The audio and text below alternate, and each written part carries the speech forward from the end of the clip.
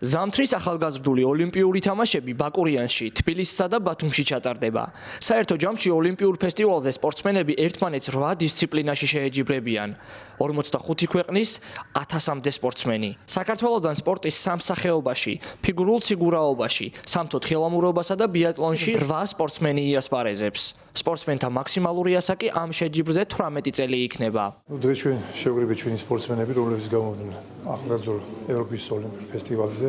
ძალიან მნიშვნელოვანი ღონისძიება არის. თქვენ იცით, რომ ჩვენ ჩავატარეთ ზაფხულის ევროპული ფესტივალი 2015 წელს ძალიან მაღალ დონეზე და ჩავატარეთ 2025 წელს ბაკურიანი, თბილისი, ბათუმი.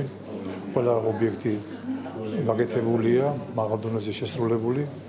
და ჩვენი სპორტსმენები საერთოდ 8 სახეობა მიიღეს მონაწილეობას, ჩვენ ვიღებთ სამ სახეობაში მონაწილეობას 8 სპორტსმენით და უსურვეთ წარმატება და ძალიან მნიშვნელოვანია ეს ჩვენი ღონისძიების ჩატარება ერთი და მეორე ის, რომ მოვიზიდოთ მეტი ახალგაზრდა ჩაერთოს ზამთრის სახეობაში.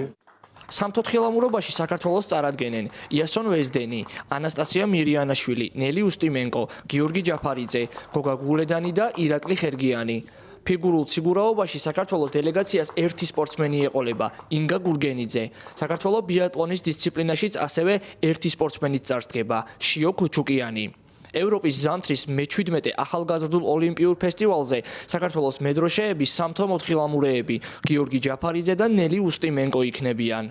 ძალიან მნიშვნელოვანი შეჯიბრი ტარდება ჩვენ ქვეყანაში და მინდა წარმატებები უსურვო თითოეულ სპორტსმენს, რომ ასახელოს ჩვენი ქვეყანა.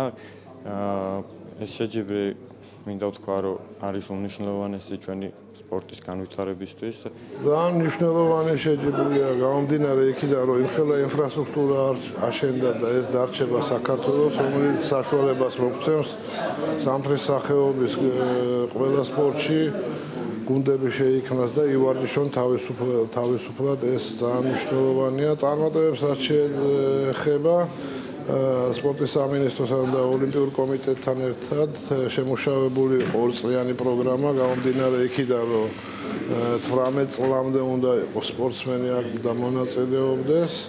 2 წლის წინ ჩამოყალიბდა გუნდი, რომელიც მოვამზადეთ და იმედი გვაქვს, რომ რაღაცა შედეგს დადებს. სამთო თხილამურობასა და ბიატლონში შეჯიბრებები ბაკურიანში ჩატარდება, ხოლო ფიგურულ ციგურაობაში ბათუმში. თბილისში კი ჰოკეის შეჯიბრებები გაიმართება. ოლიმპიური ფესტივალი საზეიმოდ გაიხსნება 9 თებერვალს და 16 თებერვალს დაიხურება. გახსნის და დახურვის ცერემონიები ბაკურიანში გაიმართება.